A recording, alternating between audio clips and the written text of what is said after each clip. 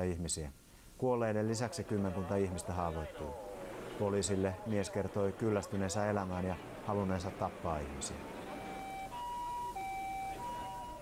Ruotsin prinssi Carl Philip saapui tänään Suomeen purjealus Göteborgilla. Laivan saapumista Helsingin eteläsatamaan seurasi sankka ihmisjoukko. Vierailu liittyy Helsinki-viikkoon ja pian alkavaan Ruotsin ja Suomen irtautumista juhlistavaan merkkivuoteen 1809. Ruotsin väreissä oleva laiva kaartoi tänään tykit jylisten kohti Helsinkiä. Laukauksiin vastattiin pian rannalta.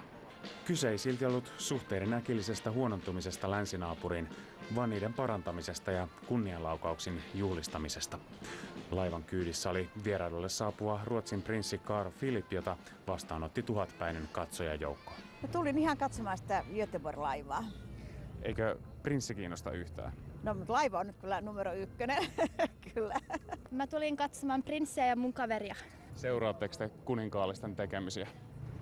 No en mä hirveästi. No mä kyllä seuraan, että tietää vähän missä mennään. Ruotsin prinssin vierailu liittyy merkkivuoteen 1809. Vuoden merkitys jäi osalle yleisöstä hämärän peittoon. Se lupasit, että sä kysyt tollasia. Columbus löysi Ruotsin. Inte vet vi. Oikea vastauskin löytyi lopulta. Mä just sitä pohdin, mä en nyt muista ihan tarkkaan, mutta jotain tässä nyt kyllä oli. Onko se nyt se, että Suomi irtautui Ruotsista, niin se taisi olla, joo. Vierailu liittyy siis Helsinki-viikkoon ja Suomen ja Ruotsin irtautumisen 200-vuotismerkkivuoteen. Merkkivuonna on tarkoitus juhlistaa maiden pitkää yhteistä historiaa ja kulttuuriperintöä.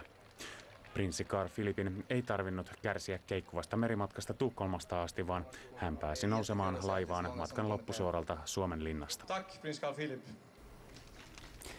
Nyt on aika siirtyä sään- ja urheiluutisten pariin. Näkemiin.